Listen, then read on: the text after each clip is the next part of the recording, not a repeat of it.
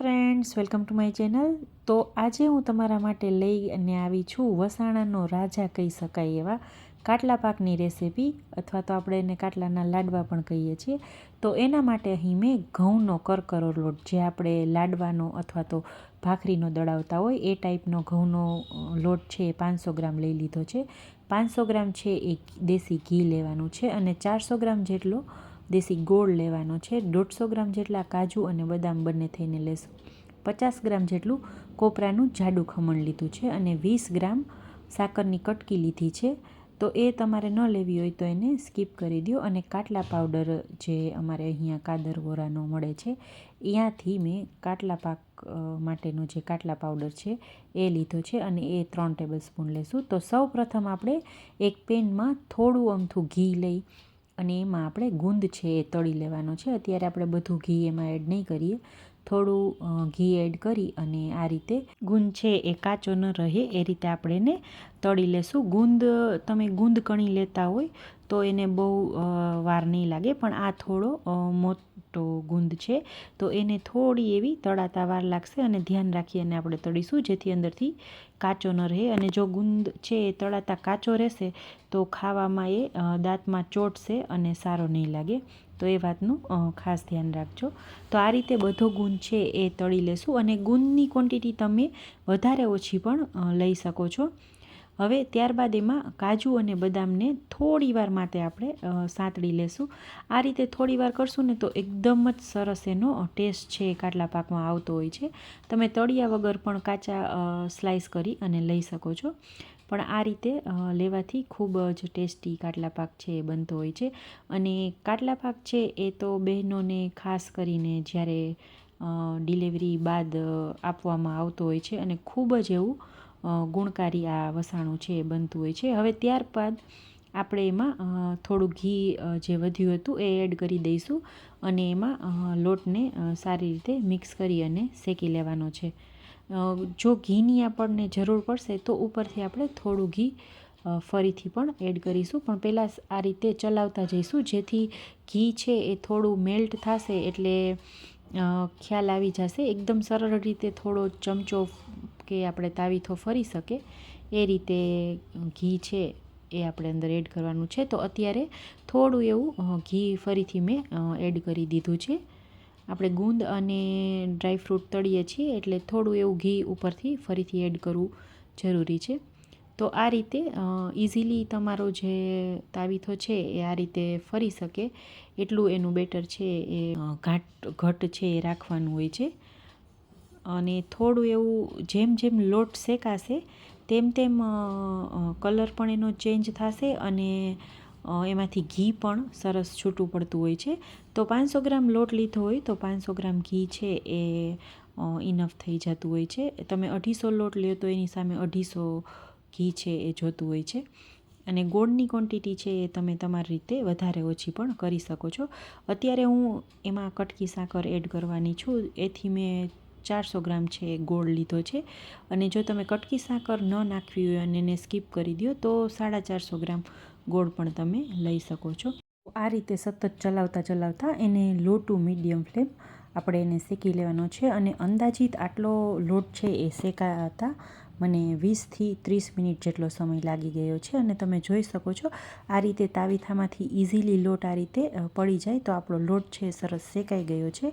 અને હવે આપણે ગેસની ફ્લેમ છે એ બંધ કરી દેવાની છે, અને મિશ્રણને આ રીતે હજી થોડી વાર માટે આપણે સતત આ રીતે ચલાવશું, જેથી થોડું મિશ્રણ ઠંડુ પડશે ત્યારબાદ આપણે બાકીની જે સામગ્રી છે એ એડ કરવાની છે. તો એમાં બધી સામગ્રી છે ગુંદ, કોપરાનું ખમણ, કટકી સાકર, અને આપણે જે ડ્રાયફ્રૂટ છે એ તળિયા હતા એને આ રીતે મેં સ્લાઈસ કરી લીધા છે, અને એ એડ કરી દઈશું. અને થોડું ઠંડુ પડે ત્યારબાદ આપણે એમાં ગોળ પણ એડ કરી દેવાનો છે, જેથી પાક છે એ તમે આ રીતે બનાવશો ને તો પાક છે એકદમ કઠણ નહીં બને અને ખાવામાં ખૂબ જ સોફ્ટ બનતો હોય છે. જો તમે એકદમ ગરમ લોટ હોય અને એમાં તમે ગોળ છે એ એડ કરી દો તો ગોળ છે એકદમ મિશ્રણ થઈ જાય તો એમાં ચાસણી જેવું બની જતું હોય છે, જેથી પાક છે એ થોડો કડક બનશે. પણ આ રીતે થોડું ઠંડુ પડશે ત્યારબાદ આપણે એડ કરીશું તો બિલકુલ એવું નથી બનતું. હવે ત્યારબાદ એમાં 2 ટેબલસ્પૂન જેટલો કાટલા પાવડર છે એડ કરી દેવાનો છે અને આને કન્ટિન્યુ આ રીતે હલાવીશું. અને ગોળ પણ આપણે છે દેશી લીધો છે, તો એને મેલ્ટ થતાં પણ બિલકુલ વાર નથી લાગતી. ઇઝીલી સરસ આમાં સારો એવો થોડી વાર માટે ચલાવશું એટલે સરસ એવો ભળી જતો હોય છે. તો જ્યાં સુધી ગોળ છે એ સરસ મેલ્ટ થઈ જાય, ઓગળી જાય અને બધી સામગ્રી સારી રીતે મિક્સ થઈ જાય ત્યાં સુધી આપણે એને આ રીતે સતત ચલાવતા રહીશું.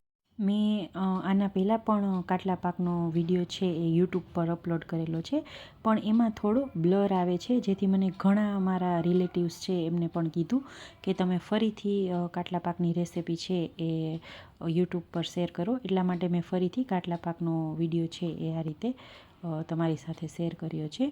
અને ફરીથી મને કાટલા પાવડર છે એ થોડો એવો ઓછો લાગે છે, તો ફરીથી 1 ટેબલસ્પૂન જેટલો કાટલા પાવડર છે એ એડ કરી દીધો અને ફરીથી આ રીતે સરસ એવું મિક્સ કરી લેવાનું છે. અને જેમ જેમ ગોળ છે એ એમાં મિક્સ થશે તેમ તેમ મિશ્રણ છે એ સરસ એવું આ રીતે ઘટ બનતું જતું હોય છે. તો હવે આપણું મિશ્રણ છે એ રેડી થઈ ગયું છે. તો એક આપણે એને થાળી લઈ લેશું અને એને ગ્રીસ નહીં કરો તો પણ ચાલશે, કેમ કે આપણે ઘી ઓલરેડી એટલું એડ કર્યું હોય છે, જેથી આમાં થાળીને પણ ગ્રીસ કરવાની જરૂર નથી પડતી હોતી. અને આ રીતે મિશ્રણ લઈ અને એને સરખી રીતે થાળીમાં પાથરી દેશું અને થોડું એવું એને પ્રેસ કરતા જઈશું અને આપણે એને સેટ કરી લેવાનો છે. કાટલા પાકને 32 પાક પણ કહેવામાં આવે છે, કેમ કે કાટલા પાવડર છે એમાં 32 પ્રકારની ઔષધિઓ મળી અને કાટલા પાવડર છે બનતો હોય છે, એટલે એને 32 પાક પણ કહેવામાં આવતો હોય છે. અને પ્રસૂતા બહેનોને તો ખાસ આ ડિલિવરી વખતે અપાય જ છે, પણ બીજા લોકો પણ આને જો શિયાળામાં ખાય તો એના ઘણા બધા બેનિફિટ છે એ આપણને મળતા હોય છે. તો આ રીતે હળવા હાથે થોડું પ્રેસ કરી અને એને સેટ કરી લીધું છે અને એને કોપરાના ખમણથી આ રીતે થોડું ગાર્નિશ કરી દેશું. હવે જે મિશ્રણ છે એ વધ્યું છે એના આપણે થોડા લાડવા બનાવી લેશું. આ રીતે થોડા એના પીસીસ બનાવીશું અને થોડા આ રીતે નાની સાઈઝના આ રીતે લાડવા છે એ બનાવી લેશું. તો કાટલાના લાડવા પણ આપણે એને કહી શકીએ છીએ. તો આ રીતે કરી અને બધા લાડવા છે એ મેં રેડી કરી લીધા છે. હવે આ રીતે બધા લાડવા છે બનાવી લીધા. ત્યાં સુધી આપણે થાળીવાળું મિશ્રણ છે એને થોડું એવું ઠંડુ પડવા દીધું અને ત્યારબાદ એમાં હવે આપણે આ રીતે કાપા પાડી લેશું અને એના સરસ એવા પીસીસ કરી લેશું. બહુ ઠંડુ પડશે ત્યારબાદ અત્યારે શિયાળાનો ટાઈમ છે તો ઘી છે એ થોડું જામી જતું હોય છે, તો થોડું એવું હળવું ગરમ હોય ત્યારે જ એના કાપા છે એ પાડી લેવાના. તો ઇઝીલી આ રીતે એના કાપા છે એ સરસ એવા પડી જશે. તો કાપા પાડી લીધા બાદ આપણે એને 1 કલાક માટે સેટ થવા દઈશું અને તમે જોઈ શકો છો 1 કલાક પછી આ રીતે સરસ એવું સેટ થઈ ગયું છે અને ઘી થોડું આ રીતે જામી જતું હોય છે. તો આ રીતે થોડી વાર માટે થાળીને ગેસ ઉપર ચાલુ કરી અને થોડી વાર માટે જ ખાલી આપણે આ રીતે ફેરવશું ને તો એના પીસીસ છે એ ઇઝીલી અનમોલ્ડ થઈ જતા હોય છે. એટલે આ એક ટ્રીક છે એ મારી તમે ફોલો કરજો. કોઈ પણ પાક બનાવો તો ઘીવાળો જ્યારે બનાવતા હોય તો એને ગ્રીઝ નહીં કરો અને આ રીતે સેટ થયા બાદ થોડી વાર થાળીને આ રીતે ગેસ ઉપર ફેરવશો ને તો એકદમ ઇઝીલી અનમોલ્ડ છે પીસ થઈ જતા હોય છે. અને જો હું તમને આ રીતે બતાવું છું, એકદમ સરસ એવું સોફ્ટ, મોટી ઉંમરના પણ ખાઈ શકે એટલો આ પોચો છે એ કાટલા પાક બની અને રેડી થતો હોય છે. તો મારી આ બનાવવાની જે મેથડ છે એને તમે ફોલો કરશો તો તમારો પણ કાટલા પાક આ રીતે સરસ બનશે અને આને તમે 1 મહિના સુધી સ્ટોર કરીને પણ રાખી શકો છો, બિલકુલ જ બગડતો નથી. તો શિયાળામાં ખાઈ શકાય એવું વસાણું કાટલાના લાડુ અને કાટલા પાકની રેસીપી છે એ બની અને રેડી થઈ ગઈ છે. તો તમને મારી આ રેસીપી કેવી લાગી એ કમેન્ટ બોક્સમાં કમેન્ટ કરીને જરૂરથી કહેજો અને મારી ચેનલને લાઇક, શેર અને સબસ્ક્રાઈબ કરવાનું બિલકુલ ના ભૂલતા. Thank you for watching.